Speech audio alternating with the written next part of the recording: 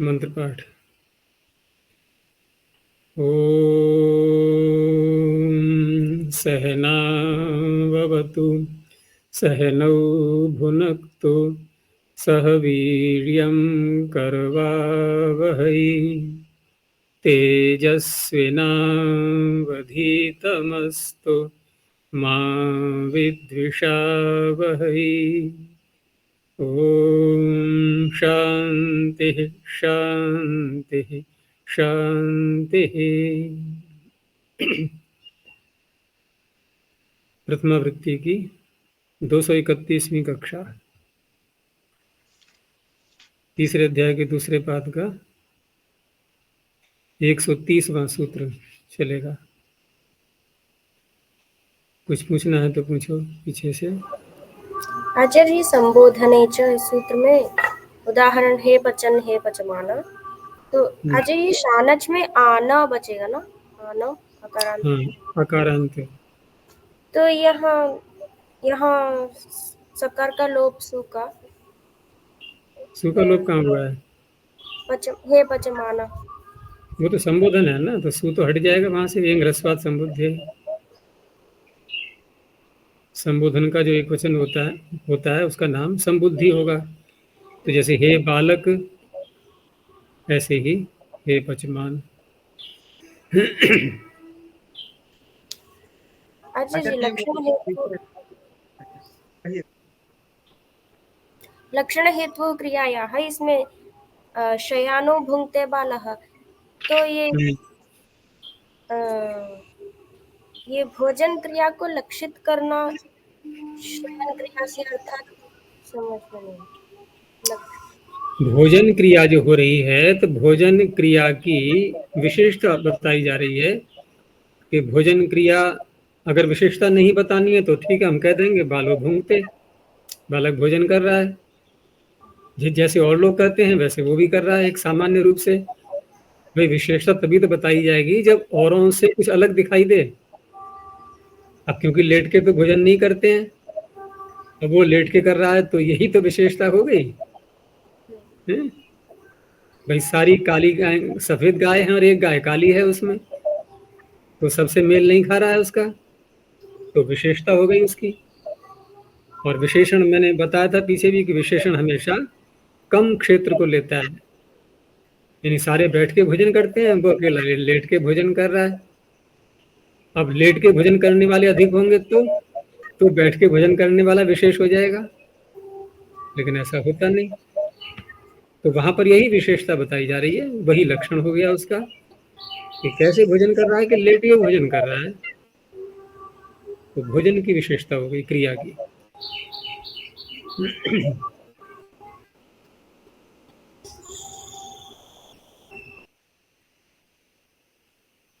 हाँ, और तुम्हारा क्या अनुभव?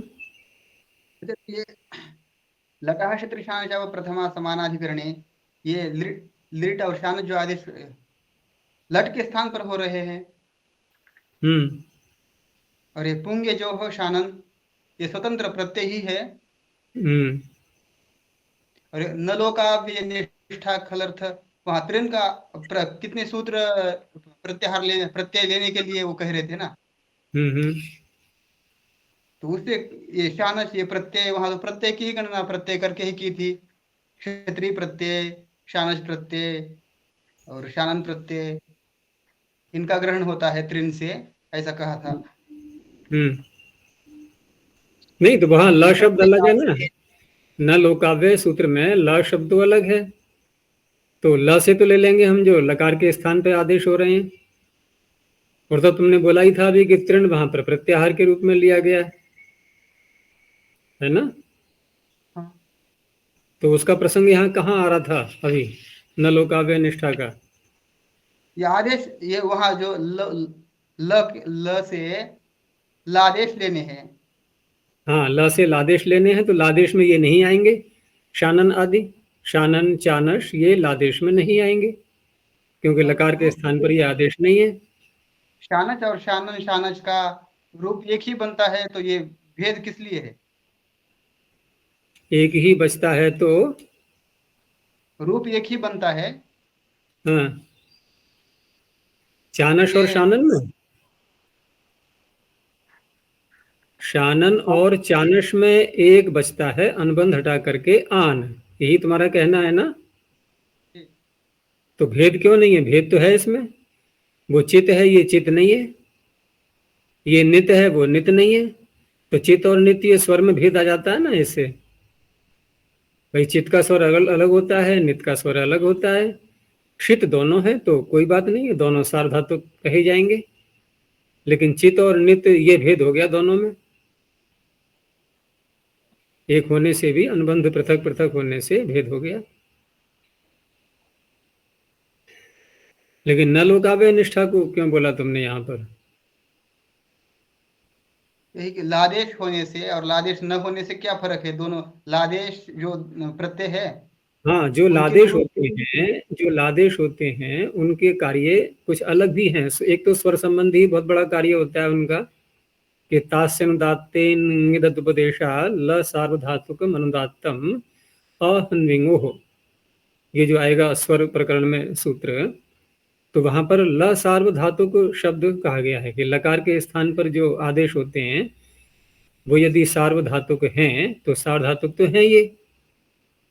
तो वहां पर जो स्वर प्राप्ति हो रही है उसकी, वो स्वर प्राप्ति क्षत्रिय और शानच में तो हो जाएगा क्योंकि वो ल सार्वधातुक हैं, लेकिन इनमें नहीं होगा। तो ये बहुत बड़ा अंतर है, क्योंकि स्वर को ध्यान में रखा ही है पाणिनि ने। पाणिनि ने तो स्वर संबंधी बहुत सारे सूत्र बनाए हैं, तो उस बात को भी सब जगह ध्यान में रखा गया है, इसलिए इनको स्वतंत्र प्रत्यय के रूप में लिया गया है।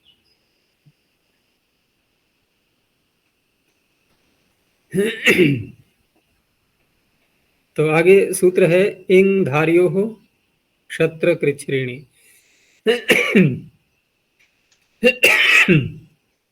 इंग धार्यो हो षष्ठी देवचनांतम। क्षत्रि ये अलग शब्द है इसमें, तो लुप्त प्रथमांत ले लेंगे इसके लिए। और अकृच्छ्रेणी सप्तम एकवचनांतम। इसमें कृच्छ्र शब्द दिया हुआ है। कृच्छ्र कहते हैं कठिन के लिए, अकृच्छ्र कहते हैं सरल के लिए। कृच्छ्रा कृच्छ्रार्थेषु खल, वहां भी आया हुआ था। तो कृच्छ्र हो गया कठिन, अकृच्छ्र हो गया सरल। और अकृच्छ्र अस्य अस्ति इति अकृच्छ्री, यहां पर अतः निठन से इन्हीं प्रत्यय करके मतुबर्थ में ये बन जाएगा अकृच्छ्री। अकृच्छ्रिन शब्द हो गया, उसका सप्तमी में अकृच्छ्रिणी। लेकिन अस्य अस्ति, तो अस्य कौन है? वो कहलाएगा क्रिया का कर्ता, क्योंकि ये सब प्रकरण धातुओं का चल रहा है, क्रियाओं का चल रहा है, और कर्तरीकृत से कर्ता में ये प्रत्यय होते ही हैं सब। तो इस तरह से क्रिया का कर्ता, उसे कहा जाएगा अकृच्छ्रिन। तो अकृच्छ्र है उसका, अकृच्छ्र है का तात्पर्य सरल। अब सरल क्या चीज लेंगे यहाँ पर? तो धातु से प्रत्यय कर रहे हैं, धातु के अर्थ को ही लिया जाएगा, कि धातु का जो अर्थ निकल रहा है, जो क्रिया कर्ता कर रहा है, वो सरलता से कर रहा है। कोई भी कठिनता उसको अनुभव नहीं हो रही है, लेश मात्र भी, जैसे मानो स्वभाव से ही क्रिया हो रही हो। जैसे परमात्मा सारे कार्य करता है, तो वहां कहते हैं ना कि परमात्मा स्वभाव से ही करता है सब, और इसीलिए कठिनता न होने के कारण से किसी और की सहायता भी नहीं लेता वो। तो ऐसे ही यहां पर है अकृच्छ्रण। तो अकृच्छ्रणी कर्तरीवाच्य, उसका बनेगा ये विशेषण इंग धारी इत्येताभ्याम धातुभ्याम वर्तमान काले क्षत्रि प्रत्ययो भवति। अब यहां क्षत्रि प्रत्यय कहा गया, पीछे ये भी कहा गया था कि प्रथमा समानाधिकरण नहीं होना चाहिए, तो ठीक है, हम उसी को लेके चल रहे हैं अभी। तो प्रथमा में प्राप्त नहीं था, यूं भी कह सकते हैं। और दूसरा कोई आग्रह करे कि वहां पर लटह जो दोबारा कहा गया है उसको आधार मान करके यदि चलता है कोई व्यक्ति, तो वहां पर फिर हम ये कह सकते हैं कि ये क्षत्रि जो कहा गया है वो इसलिए कहा गया है क्योंकि इंग धातु आत्मनेपद की है, तो आत्मनेपद में तो क्षत्रि होता नहीं, उसकी प्राप्ति करानी है। धारी को इस तरह से ले सकते हैं कि यहाँ अणिच कर रहे हैं हम ध्री धातु से, और अणिच करते हैं तो क्रिया का फल कर्ता को मिलने पर आत्मनेपद प्राप्त हो रहा है, वहां शानच ये क्षत्रिय नहीं हो पाता, तो यहाँ क्रिया का फल कर्ता को मिलने पर भी क्षत्रिय हो गया। तो इंग धातु का अधि के बिना इसका प्रयोग नहीं होता है, तो अधि भी लगा दिया है, अधियन पारायणम। तो ई के आगे क्षत्रिय का अत, और क्षत्रिय इंगित है तो गुण तो हो नहीं पाएगा, तो यण की प्राप्ति में इयंग हो गया अचिष्णु से, इयंग करके ई का हो गया ईय, आगे क्षत्रिय का अत इयत। उसके बाद जब रूप चलाएंगे प्रथमा में नवागम करके इयन, तो अधीयन सवर्ण दीर्घ, अधीयन पारायणम। अब पारायण कोई कर रहा है, पूरे ग्रंथ का पाठ करने को बोलते हैं पारायण। जैसे पारायण यज्ञ सुने होंगे बहुत, ऋग्वेद पारायण, यजुर्वेद पारायण, चतुर्वेद पारायण, तो पूरा पूरा पाठ करना, उसका पूरा बोलना, बीच में से कोई भी छोड़ना नहीं है, ऐसे ही अष्टाध्यायी का पारायण पाठ जब होता है तो वो भी पारायण है। तुम लोग रोज करते ही होगे ध्यान पूर्वक, या कभी कभी अनभ्यास भी होता है, अनध्याय। तो ये है पारायण, अधीयन पारायणम। अब पारायण कैसे कर रहा है वो? बिल्कुल सरलता से, तो याद हो सकता है इसलिए सरलता है, रुचि है इसलिए सरलता है। जैसे कोई उपन्यास पढ़ रहा है, पूरा पढ़ता है नहीं पढ़ेगा, कहानी है कोई, अब कहानी कोई ये थोड़ी कि उसको याद है, लेकिन रुचि होने के कारण से अब न भूख का ध्यान है न किसी और कार्य का ध्यान है, और पूरा पढ़ करके उसको हटेगा। तो अधीयन पारायणम। धारयन उपनिषदम, उपनिषद में बहुत रुचि है और याद भी कर रखी है, तो धारण किए हुए है, उसको धारण कर रहा है। तो ध्री से णिच प्र के धारी, क्योंकि सूत्र में ही धारी पड़ा हुआ है, णिजंती ही लेना है, और वहां पर फिर धारी और क्षत्रिय का बचेगा अत, धारी अत। अब क्या करेंगे यहां पर? णिच कर लो, ये कोई आठ धातु प्रत्यय क्षत्रिय प्रत्यय आठ धातु को होता है क्या? क्षत्रिय प्रत्यय आठ धातु होता है क्या? नहीं सर। फिर तो धारी अत, तो गुण कैसे हो गया? क्योंकि क्षत्रिय तो इंगित है।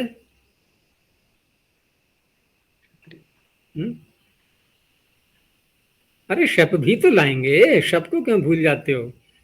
अध्ययन में तो हमने शप इसलिए नहीं दिखाया कि वहां पर शप का लुक हो जाएगा, अदादि गण की है, तो गुण होगा शप के कारण से। धारी अ अत, धारे अयादेश, और उसके बाद फिर अतुगुण धारयत, धारयत का बनेगा धारयन नमागम होकर के।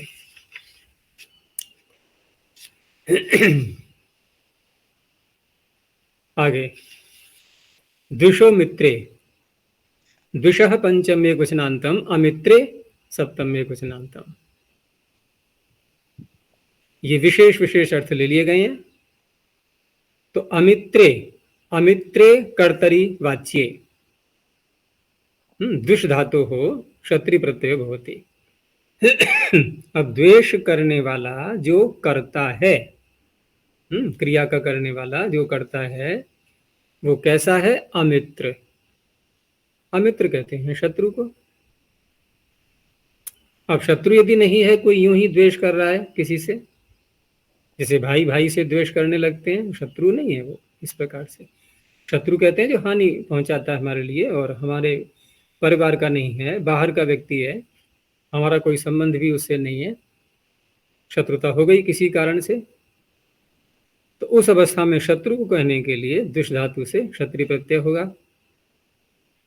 यहां भी हम ये कह सकते हैं कि क्षत्रिय, क्योंकि द्विष धातु स्वरित है शायद, उभयपदी है। उभयपदी है। तो क्रिया का फल कर्ता को मिलने पर शानच हो रहा था, क्षत्रिय नहीं हो सकता था, तो क्षत्रिय का विधान कर दिया गया है। और फिर दूसरा अर्थ भी लेना है विशेष, अमित्र। अगर यूं ही हम सामान्य रूप से करेंगे तो अमित्र अर्थ थोड़ी आएगा वो। तो द्विष और अत, क्षत्रिय का अत है, तो द्विषन द्विषंतौ द्विषंतः।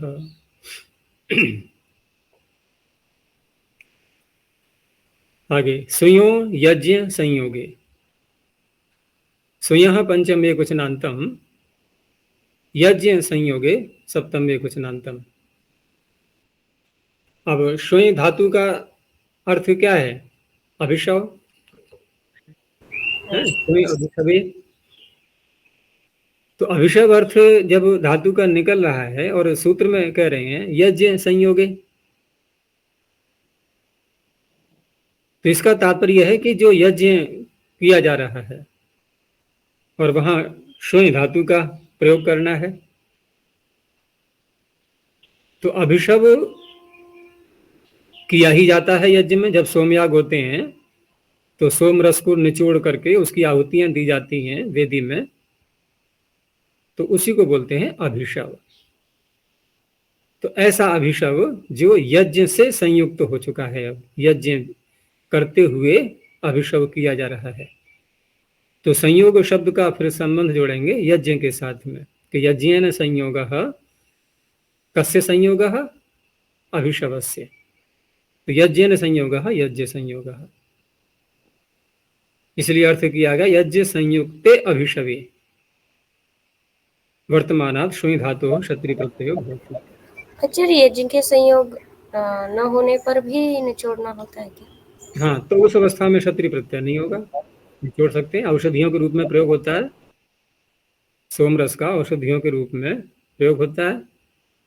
वैसे तो सोम के बहुत अर्थ हैं, लेकिन यहाँ जब अभिशव अर्थ ले रहे हैं तो वही लेंगे, सोमलता। बहुत महिलाओं के नाम भी सोमलता हो जाते हैं, सीधे बोलते हैं ना सोमलता, सोम की लता है वो। तो सु धातु से श्वेय धातु से करेंगे। अब ये भी नियत है, उभय पद की है, तो क्षत्रिय तो प्राप्त तो नहीं होगा, क्रिया का फल कर्ता को मिलेगा, क्योंकि यजमान अगर अभिषेक कर रहा है तो अपने लिए ही कर रहा है वो। आचार्य जी, यज्ञ संबंधी सवन जो होता है, यज्ञ संबंधी सवन तो एक ही वस्तु का होता है और वो एक वस्तु होती है सोमलता, और दूसरे किसी वस्तु का सवन नहीं होता। नहीं, जब नाम ही सोमयाग है, सोमयाग के बहुत सारे भेद हैं। सोमयाग तो एक व्यापक शब्द हो गया कि ऐसा याग जहां सोम रस की आहुति दी जाती है, उन सबको बोलेंगे सोमयाग। अब उनके अवान्तर भेद बहुत हैं, उनके अलग अलग नाम रखे गए हैं। फिर अगर अधिक जानकारी लेनी है तो पुस्तक पढ़ लेना जो रेवली छपी हुई है, जिसका बड़ा सा नाम है अग्निहोत्र से लेकर के अश्वमेध पर्यंत श्रौत यज्ञों का संक्षिप्त परिचय।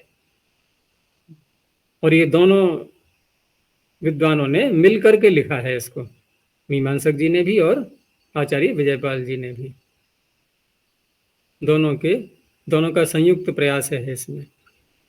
तो बहुत ऐसे पारिभाषिक शब्द मिलेंगे वहां पर जो कि सोमयागों में प्रयुक्त किए जाते हैं। श्रौत ग्रंथों में जिनका प्रयोग होता है बहुत मिलेंगे शब्द। तो वहां देखना कि सोमयागों में कितने भेद हैं, समय के अनुसार ही भेद होते हैं। कितने दिन का सोमयाग, 10 दिन से 11 दिन का, फिर होते होते होते वर्षों तक, जीवन तक चलने वाले ऐसे भी सोमयाग होते हैं, और पीढ़ियों तक चलने वाले। तो वही उनमें सोम का अभिषेक होता है, इसलिए यज्ञ संयोगे। तो यजमानः सुन्वन्तः बहुवचन का प्रयोग किया गया है, तो सुन्वन सुन्वन्तौ सुन्वन्तः। अब सु को तो गुण नहीं हो पाएगा शुनु के कारण से, शुनु को गुण नहीं हो पाएगा क्षत्रिय के कारण से, दोनों ही इंगित हैं ये। लेकिन शुनु को यण हो जाएगा, फिर जो नु है उकार को यण हो जाएगा। किससे? उष्णवोः सार्वधातुके। हाँ, क्योंकि अगर हम एको णची लगाएंगे तो उसको तो अचेष्णु रोक देगा, वहां भी तो श्नु पड़ा हुआ है, अचेष्णु धातु भ्रुवाम, वो उवंग की प्राप्ति करने लगा। तो हुष्णवोः सार्वधातुके ने दोबारा यण प्राप्त कराया, ऊपर से अनुवृत्ति आ रही है इणो यण, एरने काचो संयोग पूर्वस्य ओह सुपि वर्षाभ्वश्च नभूषिभियो छंदस्यु था उष्णवोः उष्णवोः सार्वधातुके।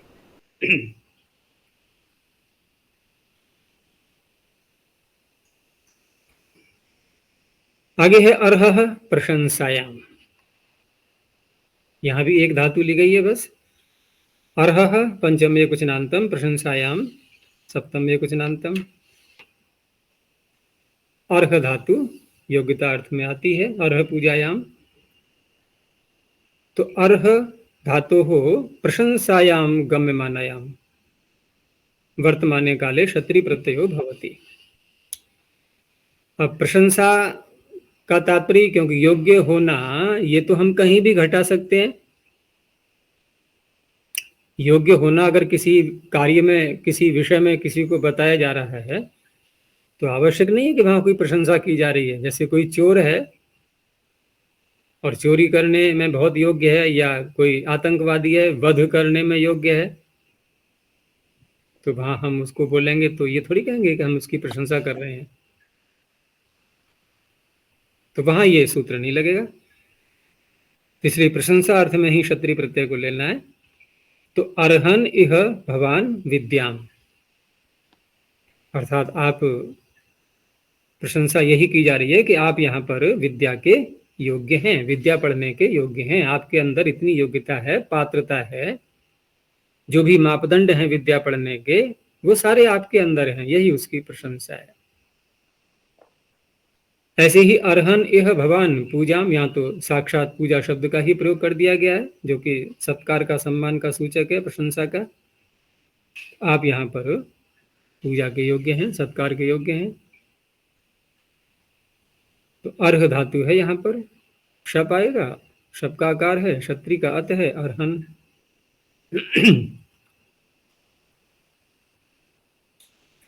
तो ये जो प्रकरण है यहाँ तक जो अभी हमने देखा कि पहले तो लट लकार किया गया था वर्तमान लट से, उसके बाद लट के स्थान पर क्षत्रिय और शानच ये भी कर लिए गए, क्षत्रिय शानच का नाम भी रख दिया गया, संज्ञा सूत्र साथ में तऊ सत, और आगे फिर स्वतंत्र प्रत्यय भी कुछ उस जैसे ही रहे और उन्हीं में से लिए गए। जैसे क्षत्रिय को दोबारा लिया गया यहाँ पर, अब ये आदेश नहीं है, ये प्रत्यय के रूप में है। यहाँ चानस, कानन ये सारे आ गए, नहीं कानन तो नहीं, चानस और शानन ये आ गए। तो ये सारे जो प्रत्यय हैं, ये जो प्रकरण है एक अलग, यद्यपि वर्तमान काल अभी चल रहा है लेकिन ये प्रकरण एक अलग बन जाता है, वर्तमान लट से लेकर के यहाँ तक का प्रकरण करते हैं हम भेद दिखाते हुए कि क्या भेद है यहाँ पर। अब जो प्रकरण बदल रहा है तो भेद क्या दिखाई दे रहा है कि अब एक अधिकार सूत्र आ रहा है आगे, और जो भी प्रत्यय आगे किए जाएंगे सूत्रों से, जहां तक इसका अधिकार जाएगा तो वो 3 प्रकार के अर्थों में हुआ करेंगे, बार बार उनको नहीं कहना होगा। तच्छील तधर्म तत्साधुकारी, ये एक अलग प्रकरण बन जाता है। आचार्य ये जो इंधार्य शत्र कृच्छ्रणी, ये क्षत्रि लादेश नहीं है ना? लादेश समझ रही थी। क्या नहीं है? लादेश नहीं, लादेश नहीं है, स्वतंत्र प्रत्यय है ये। स्वतंत्र प्रत्यय है ये, लादेश नहीं है। आचार्य अर्ह प्रशंसायाम, इसमें अर्ह पूजायाम चुरादि गण का भी है। चुरादि गण का है तो उससे भी करेंगे, तो ये तो सूत्र वहां उसकी यदि लगाएंगे भी इसको तो, क्योंकि यहाँ पर अर्ह प्रशंसायाम इतना मात्र कहा है, और जहाँ पाणिनि को ऐसा करना होता है कि चुरादि गण की धातु ली जाती है तो णिच साथ में बोल देते हैं। जैसे पीछे अथा यंग धार्यो हो शत्र कृच्छ्रणी, तो ध्री धातु भ्वादिगण में भी है, चुरादिगण में भी है, तो धारी कह करके उन्होंने संकेत दे दिया कि हमें निजंत वाली लेनी है। अब या तो हम ध्री अगर भ्वादि की लेंगे भी तो फिर हेतु मतिचा से णिच कर लेंगे, चुरादी के लेंगे तो चुरादिभ्यो णिच से णिच हो जाएगा। अब क्योंकि यहाँ पर अर्ह इतना कहा हुआ है तो हम भुआदि गण वाली ही ले लेंगे। और अगर कहीं प्रयोग मिलता है ऐसा, कहीं दिखाई देता है चुरादी गण वाले का, तो उसका भी बन जाएगा, अर्हयन बनेगा उसका, बनाएंगे भी तो, क्योंकि वृद्धि तो होनी नहीं है। शप आएगा और आगे णिच के आगे णिच को गुण होकर के अयादेश हो जाएगा, अर्हयन, अर्हयन्तौ, अर्हयन्तः, वहां ऐसे बोलेंगे। तो ये जो प्रकरण आगे आ रहा है इसको बोलते हैं तच्छील आदि प्रकरण। तच्छील के आगे आदि शब्द लगा दिया, तीनों अर्थ आ गए। और ये जाएगा, जो सूत्र आगे आएगा, भ्राज भास धुर विद्युतोर्जी प्रि जु ग्राव स्तुवः क्विप। तो ये जो क्विप प्रत्यय आगे आ रहा है, यहां तक इसका अधिकार जाएगा। और सूत्र में जो आ शब्द है यह है अभिविधि में, तो क्विप भी उसमें सम्मिलित हो चुका है। क्विप प्रत्यय भी इन्हीं अर्थों में होना है। तो सूत्र आगे है, आक्वेश तच्छील तद्धर्म तत्साधु कार्यषु, आव्यय पदम क्वे है पंचम एकवचनांतम, तच्छील तद्धर्म तत्साधु कार्यषु सप्तमी बहुवचनांतम। इसमें सब में तत् शब्द आ रहा है, तत्शील, तत्धर्म, तत्साधुकारी। तत् है सर्वनाम, तो यहाँ किसका परामर्शक होगा? तत् शब्द। तो धातुओं का प्रकरण चल रहा है, तो धातु के अर्थ का ही परामर्शक होगा। तो शील के साथ में जब समास करेंगे कि सह शीलम यस्य या तत्शीलम यस्य, तो यहां तत् से या सह से धातु के अर्थ को लिया जाएगा। इसलिए इसको खोल देते हैं कि सह अर्थात धात्वर्थः शीलम यस्य। धातु का अर्थ जो निकल रहा है वो क्रिया करना किसी का, किसी के द्वारा, वो उसका स्वभाव है, एक प्रकार से वो उसके स्वभाव में सम्मिलित हो गया है, वो करता ही है उस काम को, ये तच्छील हो गया। ऐसे ही तत् धर्म, तो यहां भी वही है कि स धर्म अर्थात धात्वर्थः धर्म यस्य।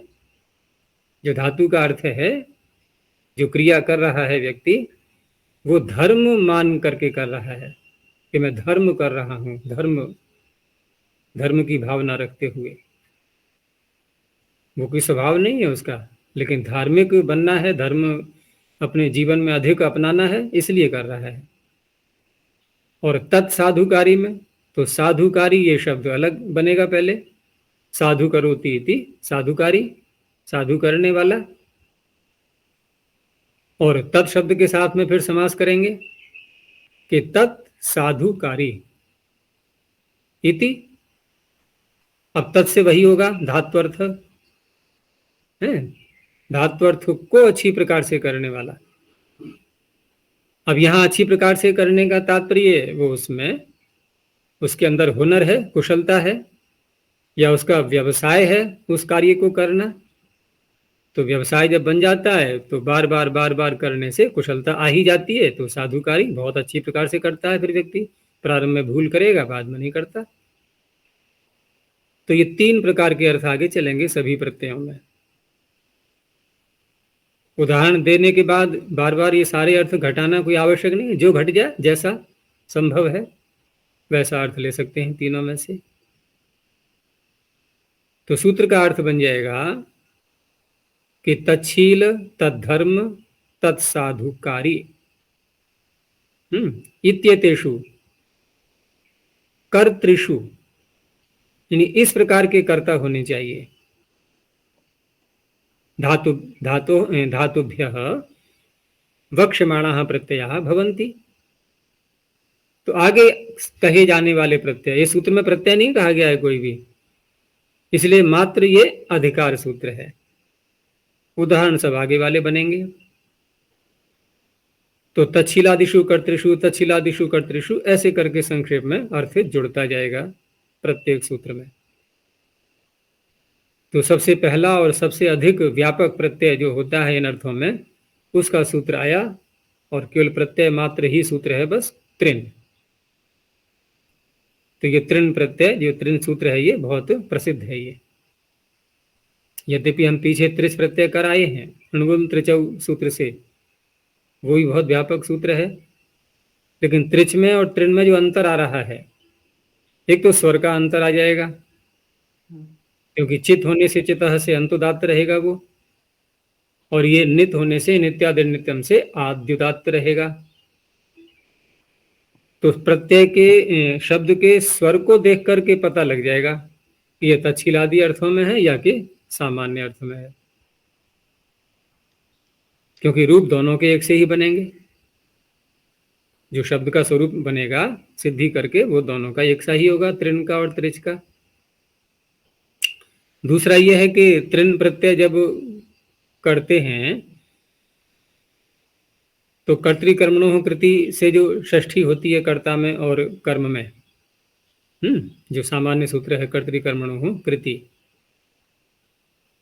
तो वहां पर तृण प्रत्यांत जो शब्द होते हैं, वहां भी तो उनके कर्म में षष्ठी करेगा वो। तो उसका निषेध करने वाला जो सूत्र है कौन सा है? न लोकाव्य निष्ठा न लोकाव्यय निष्ठा, ल उ उप, ल उ उप अव्यय, लोकाव्यय निष्ठा खलर्थ त्रिनाम। तो तृण है वहां, त्रिच नहीं है। तो हम कर्म में द्वितीया देख करके भी हम ये थोड़ा सा अनुमान लगा सकते हैं कि यहाँ पर तृण प्रत्यय किया गया है। तो यहाँ षष्ठी नहीं मिलेगी कहीं पर भी कर्म में। तो सूत्र का अर्थ बन जाएगा तच्छीलादिषु कर्तृषु धातु मात्रात, क्योंकि कोई धातु का नाम नहीं है, धातु मात्रात तृण प्रत्ययो भवति।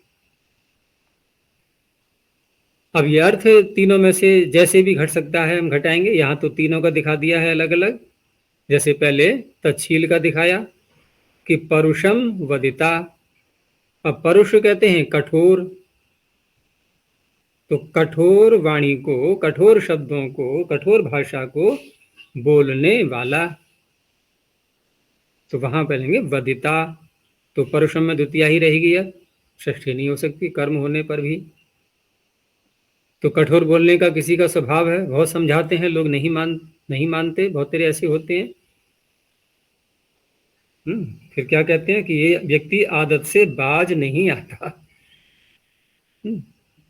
वो स्वभाव में उसके आ गया एक प्रकार से, तच्छील हो गया यही। तो परुषम वधिता। दूसरा ऐसा है कि बिल्कुल उलट है, वो हमेशा मीठी वाणी बोलता है, मृदु वक्ता। तो मृदु यहाँ पर नपुंसकलिंग का शब्द है द्वितीय का ही। तो वध धातु से, वच धातु से, वच के च को चुहकु से ककार हो गया है। मूल शब्द क्या बनेंगे? वदित्री, वक्त्री। जहां पर इडागम संभव है इडागम हो जाएगा, जैसे वदित्री। वच में इडागम नहीं हुआ, एकाच उपदेश अनुदात्ता, तो वक्त्री। और सिद्धि जैसे हम अन्य कर्ता इत्यादि शब्दों ही करते हैं, वैसे यहाँ पर भी होगी। ऐसे ही तद्धर्म का उदाहरण दिया, वेदान उपदेष्टा। वेदों का उपदेश करने वाला लगातार वेदों का उपदेश करता है धर्म मानते हुए। तो यहाँ उपदेष्टा, उपसर्ग पूर्वक दिश धातु से उपदेष्ट्री, उससे बन जाएगा उपदेष्टा। धर्म उपदेष्टा, सीधा धर्म शब्द को ही बोल दिया। तत्साधुकारिणी, तो साधुकारी अर्थ में ओदनम पक्ता, चावल को पकाने वाला व्यक्ति है, लेकिन बहुत ही कई बार पकाया है उसने, इसलिए उसका अभ्यास हो गया और अच्छी प्रकार से पकाता है। तो ओदनम पक्ता। कटम करता, चटाई बनाने वाला। चटाइयों का बहुत प्रयोग होता था पहले, चटाई बिछा के और अध्ययन करना, विश्राम करना। क्योंकि चटाई में विशेषता ये होती है कि भूमि यदि ठंडी है तो ठंडक नहीं आएगी उसमें, भूमि यदि गर्म है तो गर्माहट भी नहीं आएगी उसमें। बस जैसी है वैसी रहेगी। तो ये विशेषता है इसमें। तो चटाई का प्रयोग बहुत होता था पहले, अब नहीं है इस प्रकार से। तो कटम कर्ता उदनम भक्ता ये बन जाएंगे सारे।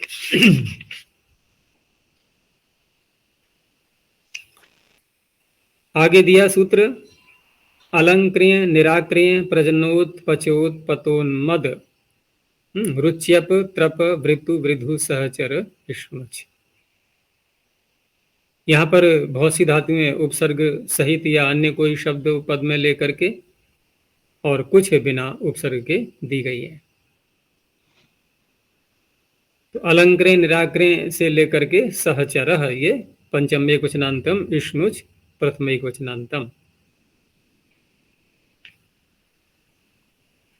तो क्री से पहले अलम शब्द को ले लिया गया है, तो अलम पूर्वक क्रिय।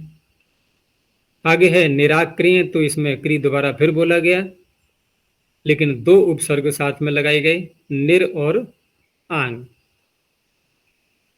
तो निर आंग पूर्वक क्रिय, प्रपूर्वक जन जनी प्रादुर्भावे, उत्पूर्वक पच पच धातु पकाने अर्थ में आती है, और उत्पूर्वक पत पतलिदी कतु। पतलिदी कतु अकेले नहीं है, तीन है इकट्ठी है, शल हुल पतलिदी कतु। तो शल हुल तो कोई भूल जाते हैं, बोलते नहीं है लोग, पतली ध्यान रहता है क्योंकि उनका प्रयोग इतना होता नहीं। ऐसे ही उन मद उत्पूर्वक मद उन्मद। आगे फिर बिना उपसर्ग के ले ली गई है रुचि। फिर अपपूर्वक त्रप त्रपुष लज्जायाम, वृतु वृधु सह चर इत्येतेभ्यो धातुभ्यः तच्छीलादिषु कर्तृषु वर्तमाने काले इष्णुच प्रत्ययो भवति। तो अर्थ सारे घट जाए, कोई आवश्यक नहीं, जो घट जाए उनमें से, तच्छीलादि में से, तीनों में से वो घटा सकते हैं। इष्णुच प्रत्यय का इष्णु बचेगा, और ये आर्ध धातु प्रत्यय है, गुण को रोकेगा नहीं, कहीं संभव है तो गुण हो जाएगा, और इडागम तो हो नहीं पाएगा क्योंकि वलादि नहीं है। तो अलम पूर्वक क्री धातु से किया गया, तो अलंग करिष्णु हूं, क्री को गुण होकर के करिष्णु हूं। तो अलंग करिष्णु हूं, यहाँ पर हम तच्छील अर्थ ले लेंगे, तो सजाने के स्वभाव वाला। बहुतों का स्वभाव होता है, वस्तुओं को संभाल संभाल के रखते हैं, विशेष करके महिलाओं में ये गुण अधिक के रूप में होता है, क्योंकि उनको घर की सारी व्यवस्थाएं भी करनी होती हैं। तो अलंग करिष्णु है। तत्साधु कार्य अगर ले लेंगे तो कोई किसी का व्यवसाय ही है सजावट का कार्य करना, बहुत से लोग बुलाए जाते हैं व्यवसाय के रूप में। ऐसे ही निराकरिष्णु हूं, तो निर और आंग लगा देते हैं क्री से पूर्व, तो उसका अर्थ हो जाता है हटाना, निराकरण करना। तो निराकरिष्णु हूं, हटाने के स्वभाव वाला है। जन धातु से पूर्व प्र लगाया है, तो प्रजनिष्णु हूं, उत्पत्ति करने के स्वभाव वाला। ऐसे ही पच धातु से पूर्व उत लगा करके उत्कृष्ट पूर्वक पकाने वाला, तो तत्साधुकारी अर्थ ले सकते हैं, उत्पचिष्णु हूं। ऐसे ही उत्पतिष्णु हूं, ऊपर जाने के स्वभाव वाला। जैसे अग्नि जलाते हैं तो उसकी लपटें किधर को जाती हैं, ऊपर को, तो अग्नि का नाम भी होता है उत्पतिष्णु, क्योंकि उसका स्वभाव ही है ऊपर को जाना। उन्मदिष्णु हूं, तकार को नकार हो गया, तो उन्माद है, उन्माद का जिसका स्वभाव है हमेशा मदमस्त रहता है, उन्मदिष्णु हूं। रुच धातु से गुण होकर के रोचिष्णु हूं, चमकने वाला। और त्रप धातु लज्जा अर्थ में आती है, लेकिन अप लगा देने से उलट उसका अर्थ हो जाएगा, बिल्कुल लज्जा है ही नहीं किसी के अंदर, निर्लज्ज व्यक्ति।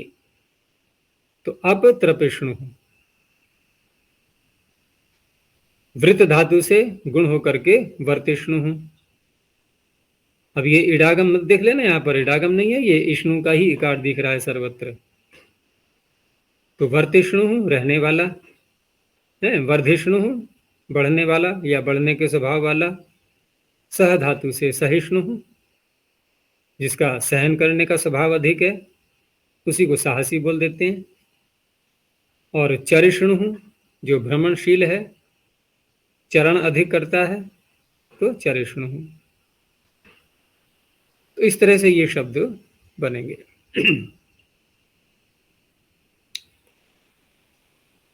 आगे और दिया, ये भी व्यापक सूत्र है और वेद में ये शब्दों को बना रहा है। तृणेश छंदसी, णे पंचमे क्वचनांतम, छंदसी सप्तमे क्वचनांतम।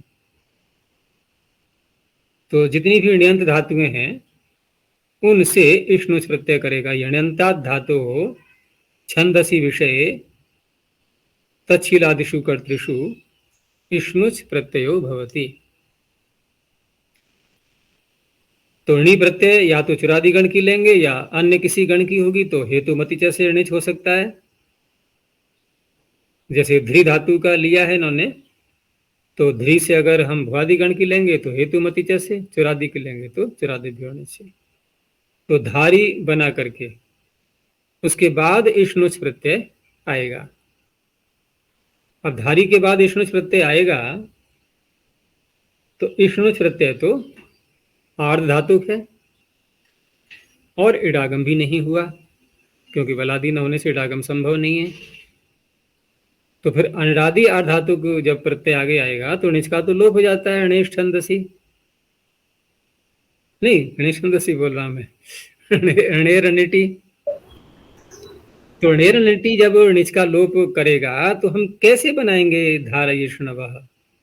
ये तो बन नहीं पाएगा फिर, क्योंकि धारी में से अगर ई को हटा दें तो धारिष्णु बनेगा फिर शब्द, धारिष्णु, और बहुवचन में धारिष्णवः। तो इसलिए या तो हम ये कहें कि यहाँ पर णिच के लोप को रोका जाए। अब णिच के लोप को रोकेंगे तो एक तो रोकने का सूत्र बनाया जाए पहले, उसके बाद फिर गुण करेंगे, क्योंकि जब णिच का लोप रुक जाएगा तो गुण तो हो ही जाएगा फिर।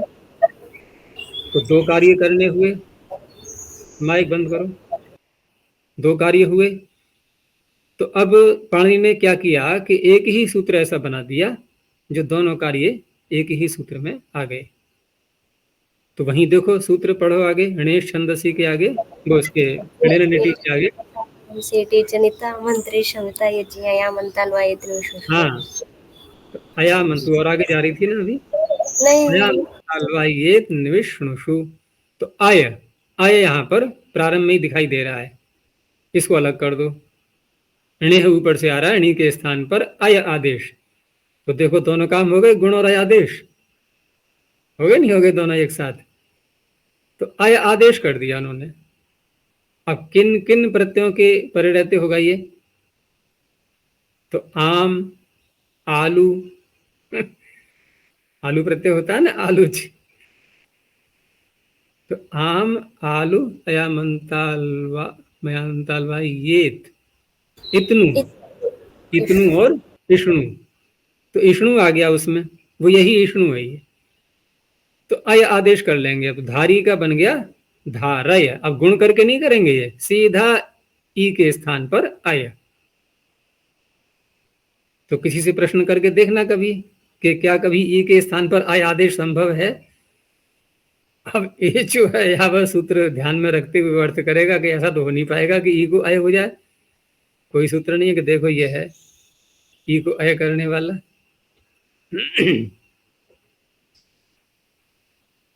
तो ये हो गया धारयिष्णवः।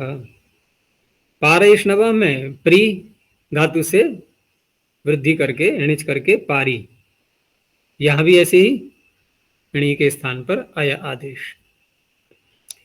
तो वेद में ऐसे शब्द बहुत मिलते हैं। एक धातु और लेनी थी तो कोई ये भी कह सकता है कि इसी सूत्र में ही पढ़ देते णी के साथ में भू को, लेकिन भू की अनुवृत्ति आगे भी जाएगी, इसलिए उसको अलग कर दिया गया है। तो भुवश्च, भुवः पंचमे क्वचनांतम च अव्यपदम।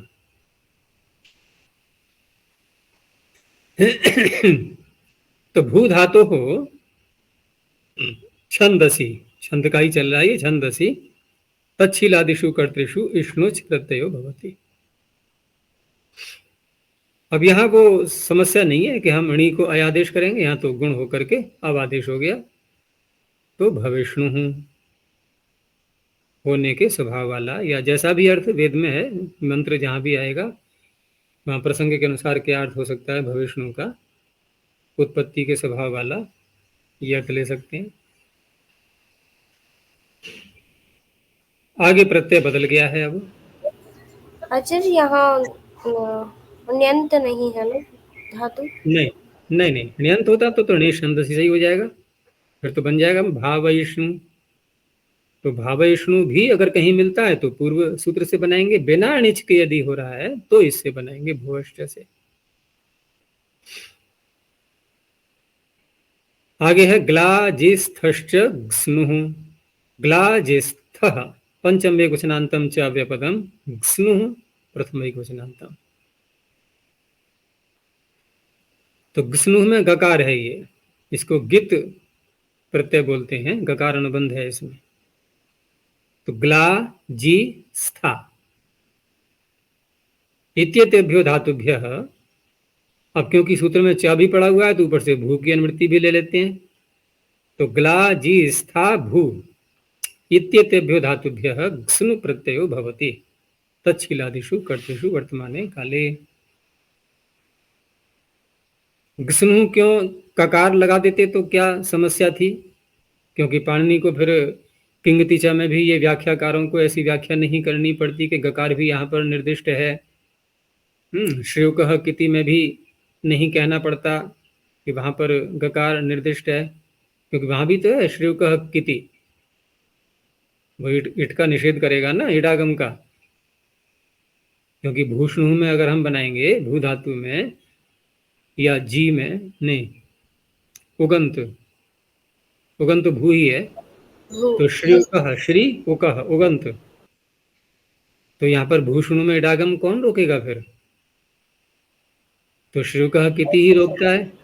तो श्रेयोकः किति में व्याख्या करनी पड़ती है कि गकार भी यहाँ पर निर्दिष्ट है, किंगतिचा यहाँ गुण को रोकेगा तो वहां भी कहना पड़ता है गकार निर्दिष्ट है।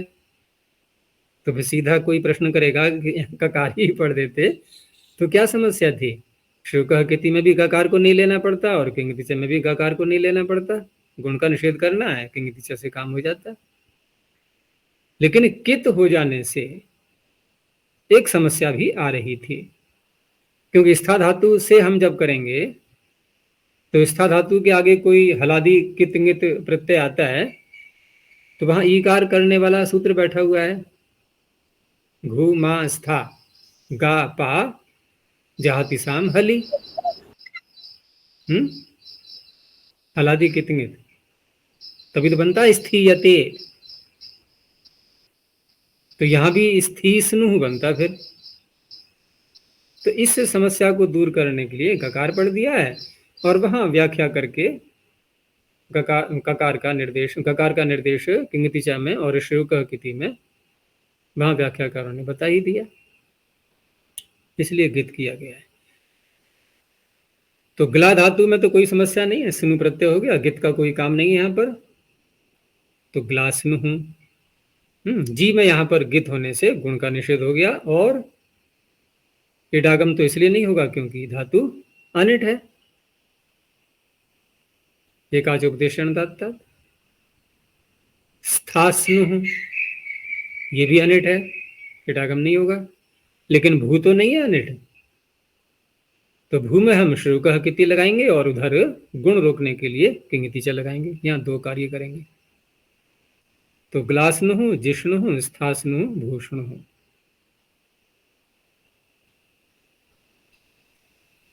अब आगे भी ऐसा ही प्रत्यय है, बस केवल सकार हटा दिया गया है उसमें से और गकार की जगह ककार कर दिया है, क्योंकि यहां बचता है इसका स्नु, वहां बचेगा नु।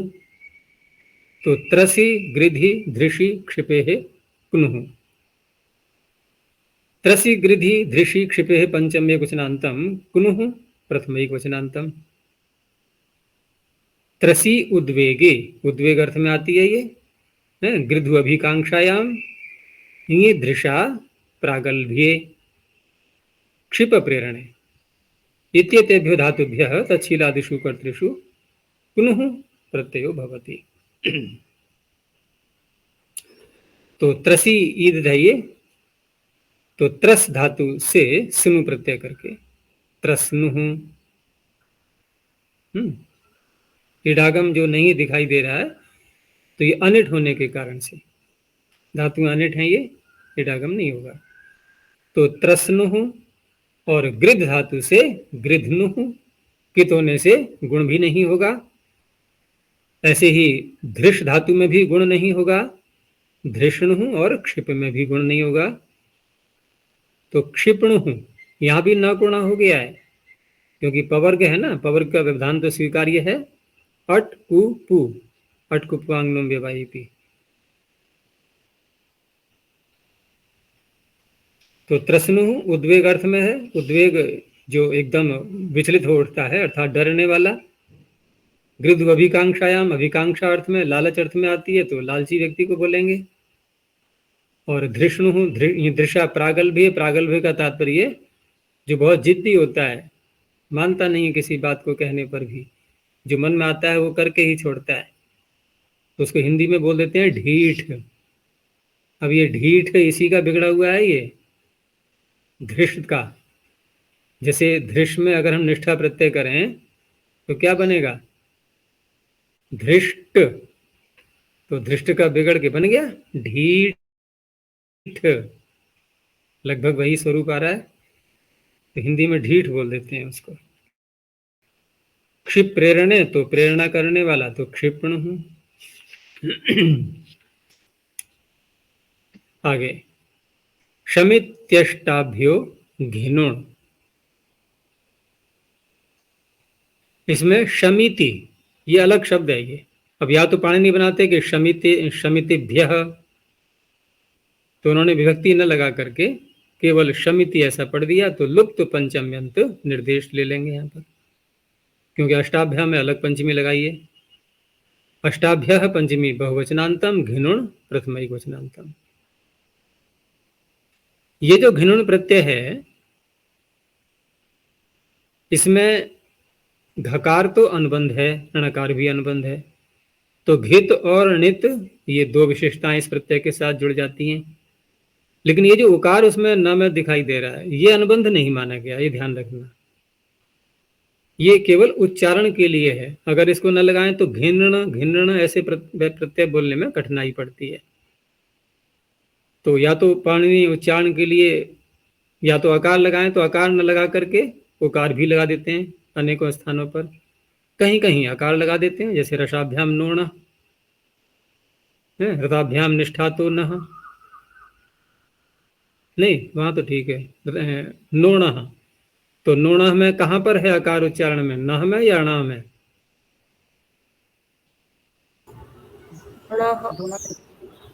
ण में है, न में तो षष्ठी है, न में तो षष्ठी है, वो तो नस आ जाएगा। तो यहाँ उकार उच्चारण के लिए, क्योंकि अगर वो यहाँ पर अनुबंध मानेंगे हम इस उकार को, तो ये शब्द कैसा बन जाएगा, उगित।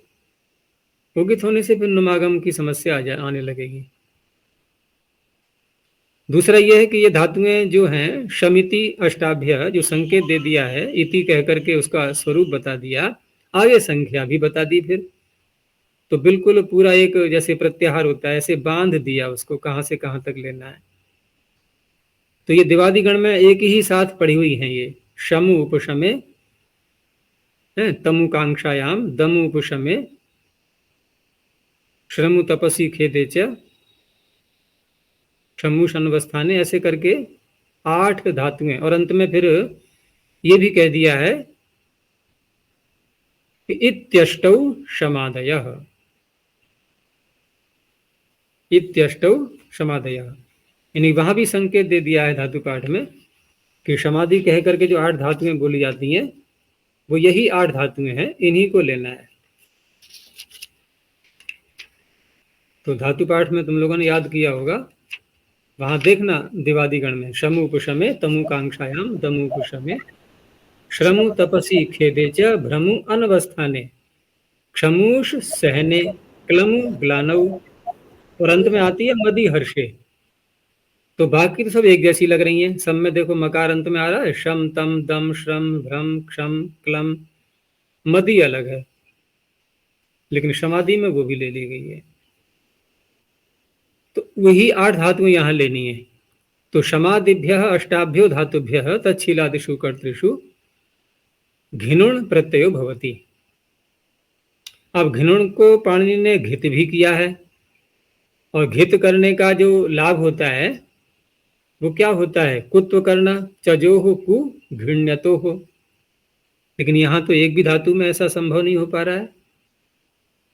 8 उदाहरणों में देख लो, कहीं पर भी कुत्व है कहीं, तो आगे अनुवृत्ति भी तो जाएगी इसकी, वहां हो जाएगा प्रयोजन, तो आगे मिलेगा इसका घित करने का प्रयोजन।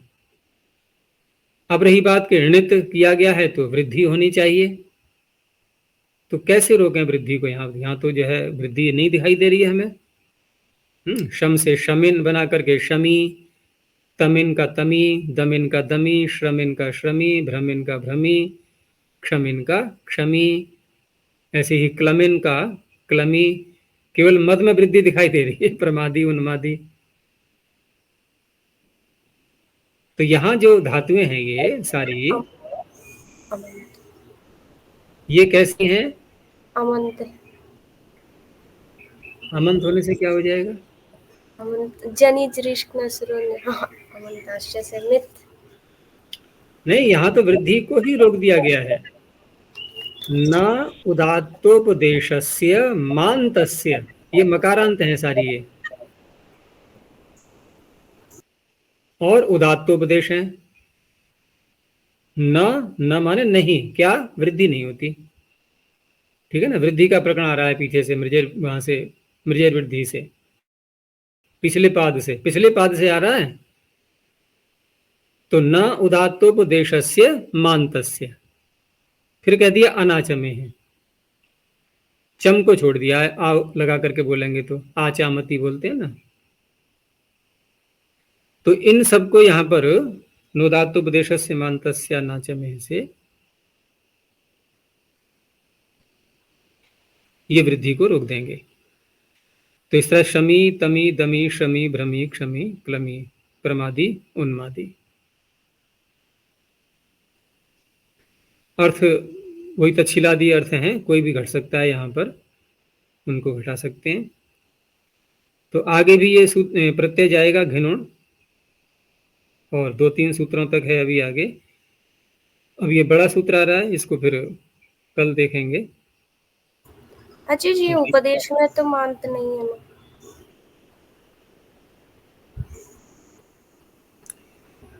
उदात्तोपदेशस्य, अनुबंध हटा करके मांत देखेंगे, उपदेश में उदात्त अवस्था देखी जाएगी।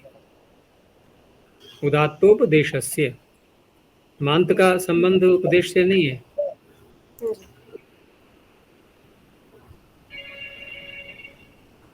और वहां उदाहरण देखना, उसमें क्या दिए हुए हैं, उदात्तोपदेशस्य मान्तस्य नाचमे है।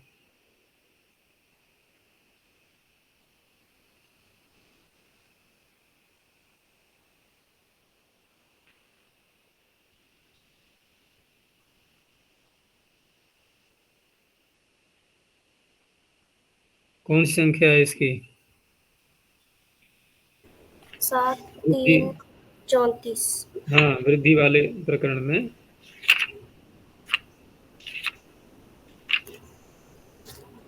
उदाहरण अशमी अतमी अदमी। हाँ, यही है सब, यही शम तम दम यही लिए गए हैं। तो उपदेश में तो उदात्त हो, उदात्तोपदेशस्य, और साथ में मकारांत हो, तो मकारांत तो अनुबंध हटा के देखेंगे।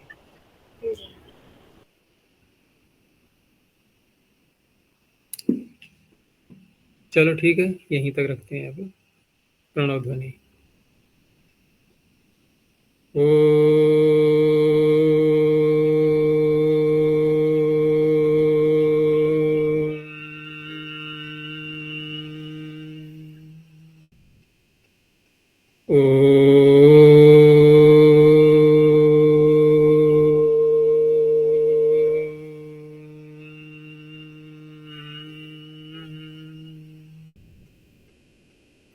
ओ